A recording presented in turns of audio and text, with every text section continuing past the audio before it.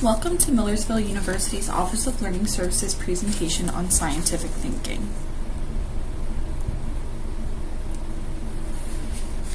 What is scientific thinking? It is a mode of thinking that seeks to quantify, explain, and predict whatever topic you are interested in. This way of thinking relates most to when you are completing research or writing a research paper in a science course.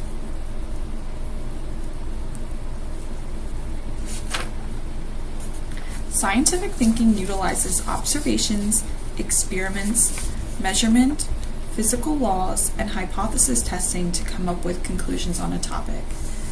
So think the scientific method when you think about what scientific thinking utilizes. Scientific thinking is also self-directed, self-disciplined, self-monitored, and self-corrective, meaning if you are completing scientific research, it is up to you to choose the path you want to research, and you need to be able to keep up with the research and any changes that might occur as you go. Science can be unpredictable at times, especially when completing research that has not been done much before. Next, let's discuss the position in scientific thinking.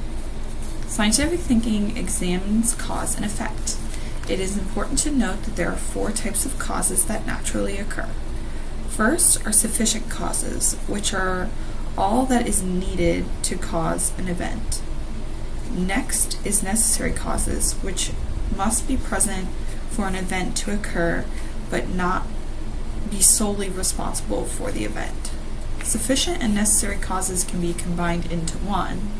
Then lastly, contributing causes, which help bring about events but cannot produce effects independently. Be aware that most causes are either necessary or contributory because it is likely that other events are helping cause the event you are interested in. We should also discuss the types of causality when discussing scientific thinking. The first is linear causality, which is when A causes B, but B does not affect A. The second type is circular, which is when A causes B, then B increases A, then A causes an increase in B. Next is negative feedback, which is when A causes B, then B causes a decrease in A. Lastly is a chain reaction, which is explosive and can have many different aspects that affect one another. So pause the video now and think of some examples that you know of or can come up with that are related to the types of causality.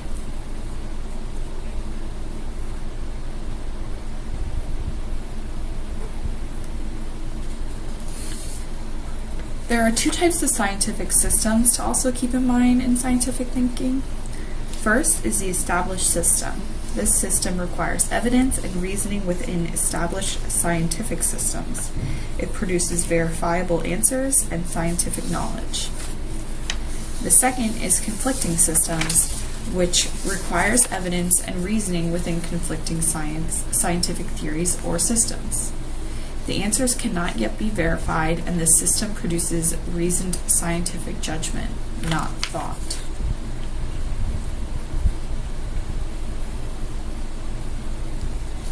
When thinking in terms of science, there are a few things you should know how to do to get your research across or to look out for when reading scientific research or texts.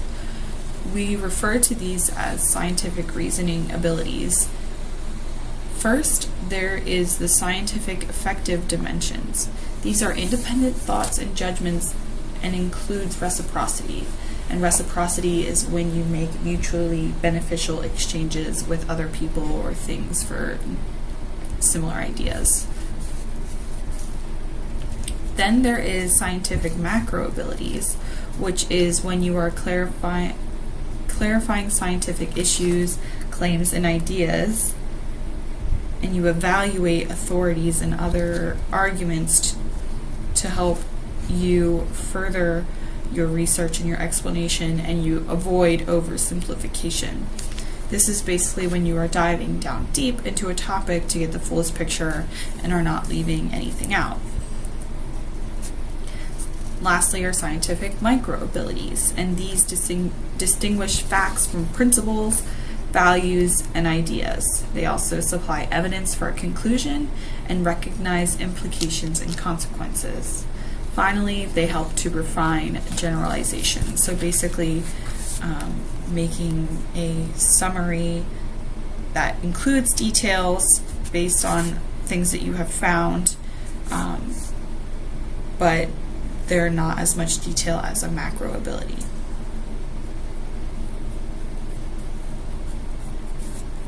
Next, let's discuss how to evaluate scientific reasoning. First, focus on the stated scientific purpose. That means that every, scientific text or article has a reason for what is being shared, so be sure to make yourself aware of that purpose while reading so that you're not confused. Next, determine the key significant question. What is the researchers or you trying to answer?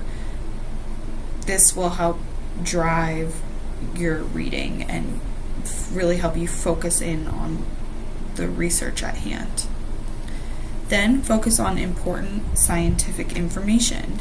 If the research says something is important or significant in the findings, be sure to pay the most attention to it. Next, determine what concepts are the base for reasoning. So you want to look at the important details that are being used to support the findings. Also state the author's assumptions. This will help you determine if there's any bias or further research in an area that would be needed to help support their findings or new findings. Next, determine all inferences and conclusions, and then state the scientific point of view, which would be found through the voice of the author and how they are framing their research. Lastly, discuss all implications that result from the reasoning, meaning that you should discuss, or the author should be discussing, how the findings relate to the real world. Pseudoscientific thinking is something you want to avoid while writing or reading research or texts. This is when you use statements, beliefs, or practices that claim to be both scientific and factual, but are incompatible with the scientific method. And on this slide, there are examples of what people might say that are ways of pseudoscientific thinking. So, it's true because I believe it, it's true because we believe it, it's true because I want to believe it, it's true because I have always believed it, or it's true because it is in my interest to believe so.